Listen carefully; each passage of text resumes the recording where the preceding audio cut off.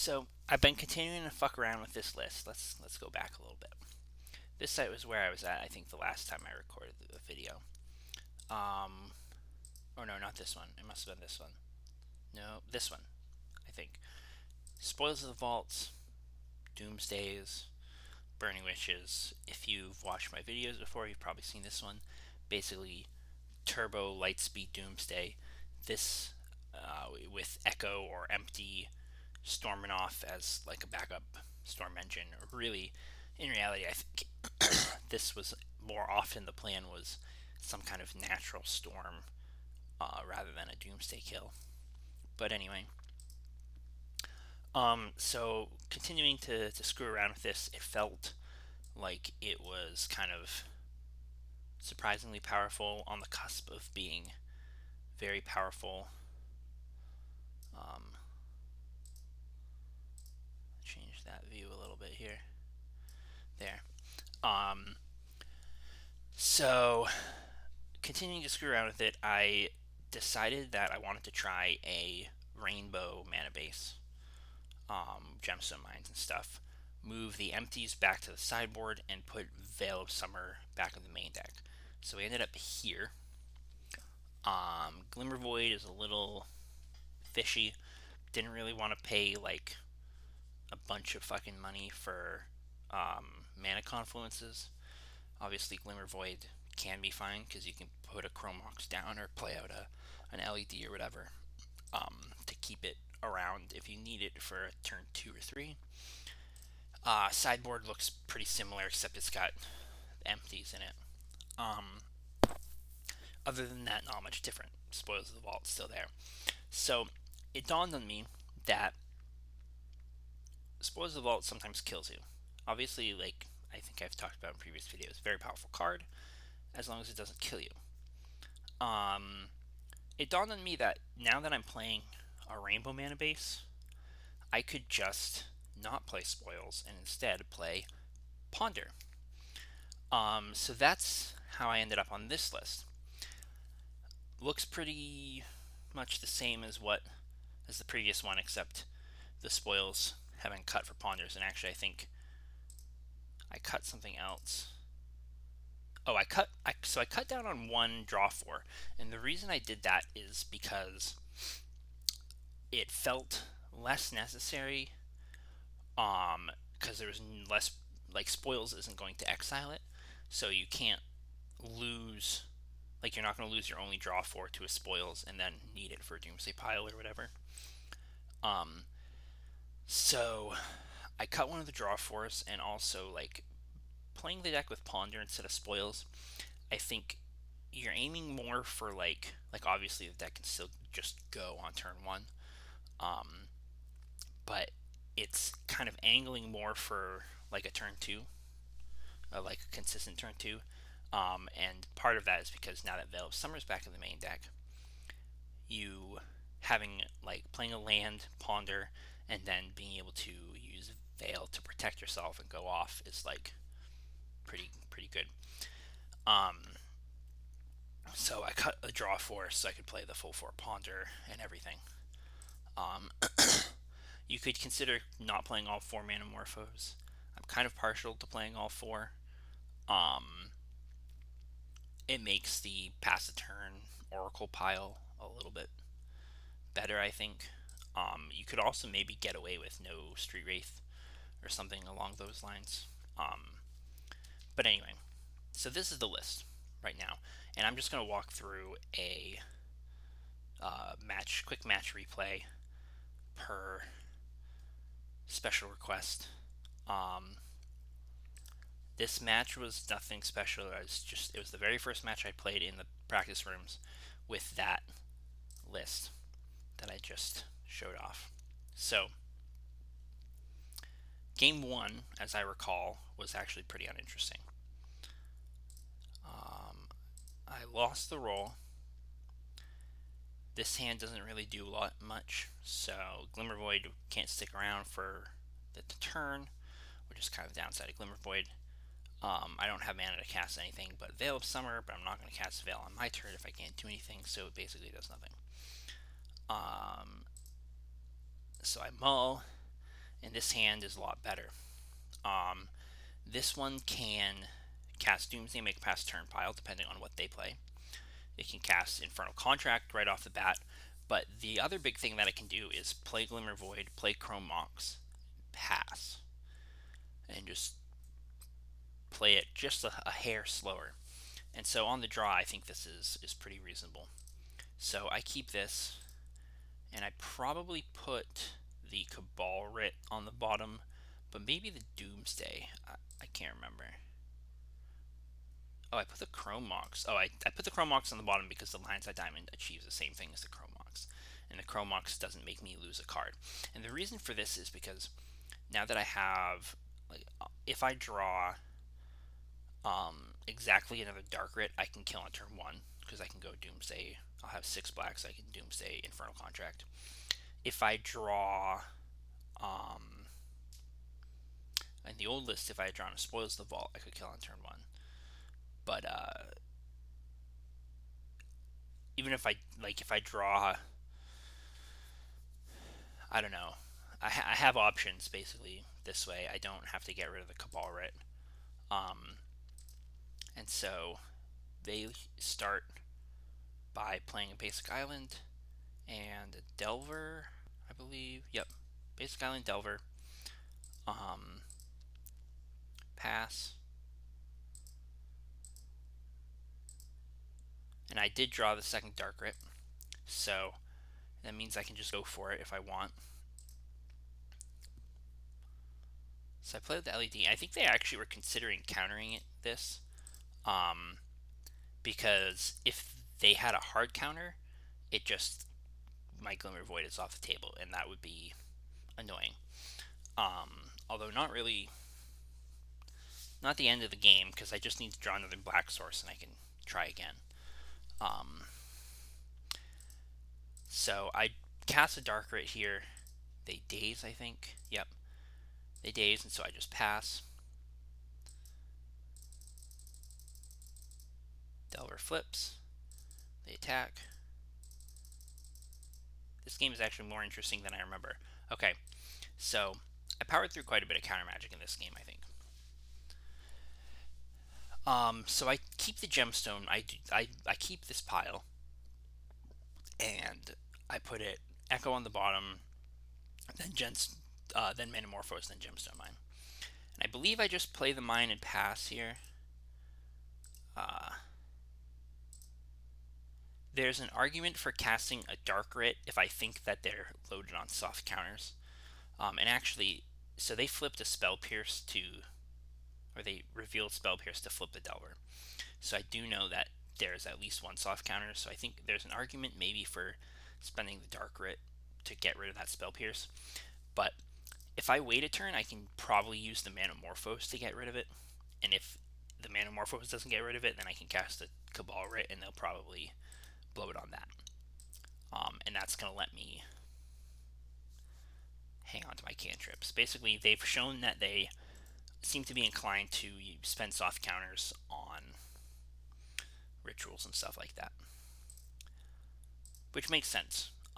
Tagging the rituals is probably better than letting me, like, if the first ritual resolves, the soft counters might be completely useless. So if all they have is soft counters, it probably makes sense to do that. So Delver hits again. I draw the Morphos, cast it, and it meets a Spell Pierce. So things are going pretty well here. I haven't really lost out on any business spells.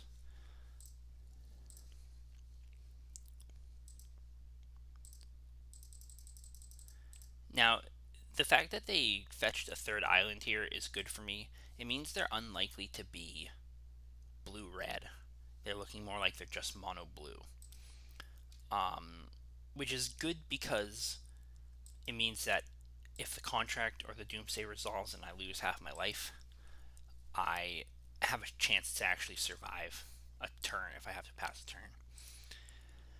So, continuing on, they play a Standstill, which obviously is interesting. Not a normal Delver card, but if this is like a mono blue Delvery deck, like turn 1 Delver, turn 2 Standstill, backed up by a shitload of soft counters, is potentially a very strong plan. Now, I'm not the kind of guy to just let a Standstill sit on the field, so popping it now kind of is just, this is going to play into my game plan. I'm just trying to overload their counter magic as soon as possible. So Darker resolves. I play the Cabalret, so I'll have an extra mana up. So now my contract can resolve through a Spell Pierce, or Double Daze, or something like that. Contract resolves, and I have a good amount of mana left over, so I can make a Doomsday pile here. If they just don't have anything, but also if they counter the Doomsday, I can echo with mana left over, and if they counter the Echo, then next turn I can echo again because I'll still have Glimmervoid, Gemstone Mine, Lotus Petal, as long as they don't wasteland me. So basically, like, I have enough business here to really, actually, I scratch that. I got Threshold for that Cabalret, so I have enough mana to cast both Echoes this turn. But Doomsday resolved, which is interesting. Not what I expected, but they might be trying to kind of get me here. So let's see if we'll show the pile. This is basically, so my reasoning here is I will Echo this turn. If Echo doesn't resolve, I can cast the second Echo and do the whole Echo thing and be able to cast Thassa's Oracle. If the first Echo does resolve, I'll draw my 7 cards. I can cast Oracle. And if the Oracle gets countered, I'll be able to Echo again with the second Echo to basically to try again and hope that they don't have counters that time. So I have a reasonable shot at beating some amount of, like, 1 or 2 soft counters, like a Daze or something, and potentially one Force of Will, one or more Force of Wills. So order doesn't matter because I'm echoing. Cast Echo, and you can see I have enough mana floating here to cast the second Echo. So they just let this Echo resolve. And this order is not what I remember it being in the game. But what ended up happening here is that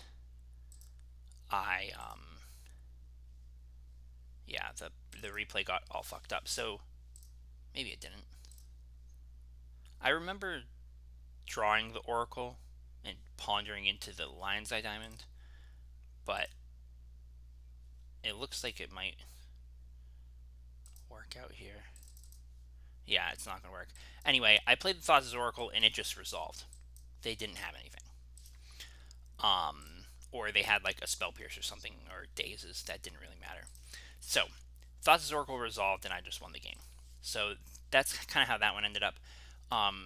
You can see that Echo is actually a pretty good spell for powering through counter magic because you can use it as like a backup plan by, say, you Burning Wish with 4 mana up. If they let the Burning Wish resolve, you just grab Empty the Warrens. If they counter the Burning Wish, you can flashback and Echo, etc. Game 2 is the really interesting one. So we'll go through this here. This hand's pretty reasonable. Again, I can play out the Chrome Mox and have enough mana to do everything. So I can go Chrome Mox, imprint Cabalret, play Glimmervoid, and I'll have enough mana, or I'll have both my colors and a business spell left over here.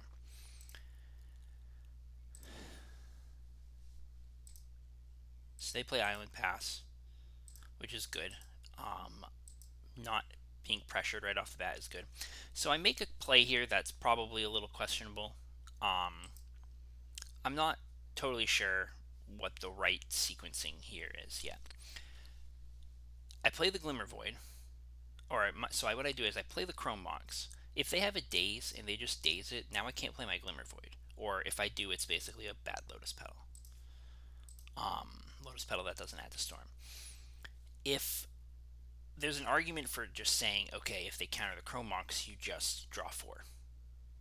Play the Glimmer Void, draw 4. Um, the alternative, of course, is to play the Glimmer Void and then play the Chrome Mox so that you can pay for the days. If they have a Spell Pierce or something, you lose both. I don't know that that's like if they counter the Chrome Mox here, you're kind of losing the Glimmer Void anyway, or at least losing really the opportunity to make the most of it. So I don't know. Comment and if you have a strong opinion on the matter, I guess. But anyway, they do daze this Chrome Mox, so I just pass. Or no, I don't. That's interesting. I expected that I would just pass. I guess I decided that I would just jam. Um, I had the best odds of doing something good if I just jammed. Um, Frankly, looking back on it now, I'm not completely sure that I agree with that play. But I found a Lotus Petal, so I get to just play the Lotus Petal and keep the Glimmer Void around. And now I just pass. So this is part of why Glimmer Void I'm not totally sold on. I'm not sure I even need 10 lands in the deck necessarily. Might be able to get away with 9. But now I have mana for my Ponder, so I can try and play a little bit longer game, and I also have all my colors. I can use the Veil, I can use the Spirit Guide to cast the Rites of Flame. So I'm looking for business, and I'll be able to protect it now. Drew another Rite of Flame.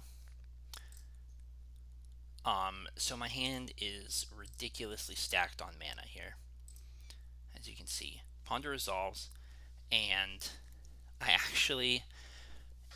So if you look, I am getting to the point where I actually could hard cast this Echo if I wanted to.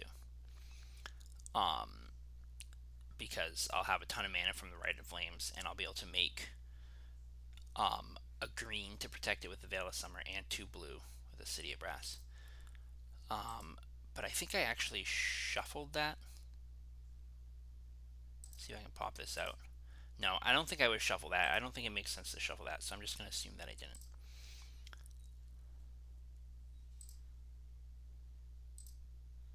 We're also very close to Threshold, so this Cabal Rite will make me a ton of mana.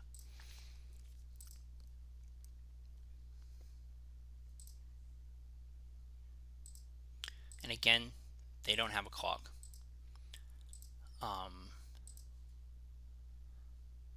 Okay, apparently I didn't. I did shuffle. That's interesting. At this point, I'm just waiting on a business spell. Part of the reason that I didn't think I shuffled is because the business spell that I end up finding, spoiler alert, is an Echo. But I'm just going to click the play button because this kind of goes on for a long time, I think. So they just play another land and pass. They keep fetching. They did brainstorm end steps, so they might have just wanted to not forget. But we play Drago for a couple turns, and then when I finally draw the Echo, because I have enough mana to front half it, it makes, plus I have the Veil. Okay, so I have enough mana to front half the Echo and play the Veil.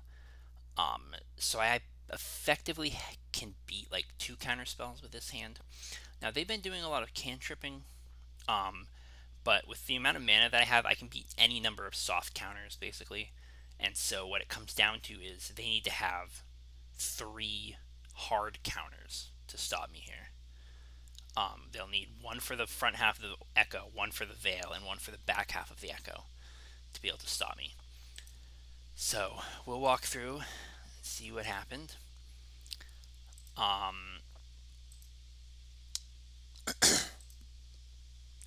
I make a play that is wrong here.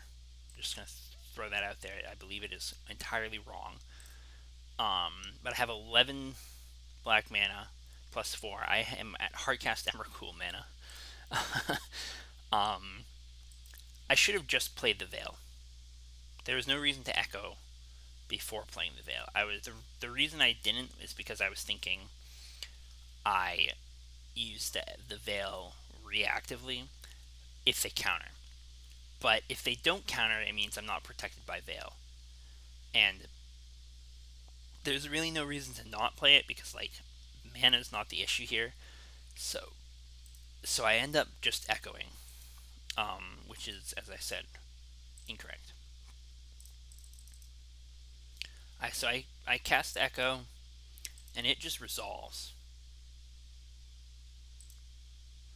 I suspect their hand was very full of either full of soft counters and they just knew they couldn't do anything, or it was full of, or it had like one hard counter and they knew I had enough mana to just flash it back and didn't think it was worth spending the mana. Now, I'm fortunate here because I drew another Veil. I drew the lethal business spell, and I still have this Echo in my graveyard because I front halved it. So now I Veil. Veil right away. Oh, I guess I Manamorphose first. There's a chance they throw away a counterspell on this. It's very unlikely. Draw another Writ, which is nice. So things are looking pretty good here. There's basically only one card that can stop me at this point. Because like a Flusterstorm practically isn't enough to do it. I mean it is, but I can Veil now to protect the Fluster, or to protect my tendrils from a Fluster if they have it. Incidentally, what they have is Stifle, which is working correctly on MTGO now. So I don't get to use Veil to protect from the Stifle. So I Veil in response anyway. I'm going to cantrip, and I'm going to use the Veil to protect my Echo. I draw Lion's Eye Diamond, which is fucking fantastic. Tendrils does 2 damage to them. And then, Veil resolved, notably Veil resolved, so I'm now free to do whatever the fuck I want as long as they don't have more Stifles. So I crack the LED and Echo, and it resolves naturally because there's not really anything they can do about it at this point. And I drew the nuts here. So my plan was to make a bunch of goblins and then just Echo again and see if I can kill them. So I make the goblins, and surprise, they had another Stifle. But now they're tapped out, so they can't Stifle anymore. So I make my 2 goblins, and then I crack an LED. I actually crack a second LED here to make more red, because I was running a little low on red. And I leave 1 LED on the table, so if I draw another Echo, because I think there's still some, yeah, there's still at least 1 left in my deck, I have something to get it into the graveyard. Things to be aware of. Basic stuff, but things to be aware of nonetheless. So Echo protected by Veil, so it's going to resolve. I Echo again, and I naturally drew the tendrils that I'd wished for earlier. Instantly, I did draw this other Echo. So I'm just going to hit play because now I just go off on them. Ponder, draw the extra dark Writ, not that it really matters here. Play the Chrome Mox, don't imprint anything, just in case they're playing Mindbreak Trap or something, and get them with tendrils for 30 Storm. 30 fucking Storm. So yeah, that's it. That's how you can power through a lot of bullshit against the blue decks with this. And Ponder was pretty good in the round 1, letting me set up and just kind of like having a little bit of ability to find things and plan out your turn is decent. I think there may be an argument for those being preordains, so you can like bottom stuff. That's bad. But Ponder just sees like more cards. And typically, like with the way this deck works, if there's a card you don't, or if there's a card you do want, it means you're going to go off, and so the other 2 cards don't matter. And if there's no cards you want, you just shuffle anyway and hope to draw what you do want. So I'm going to keep trying this version with the Ponders. May go back to Spoils at some point. Spoils is obviously a unique effect, powerful effect. And my philosophy with it has kind of been like, if the card you spoil us for wasn't in the top 15 to 20 cards of your library, it's unlikely you're going to win anyway if you needed that card to win. But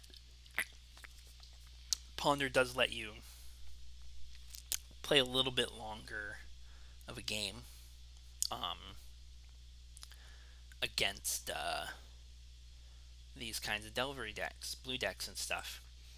You can more reliably find business, find protection, or whatever without the risk of dying. So, anyway, that's it. That's where we're at. Thanks for watching.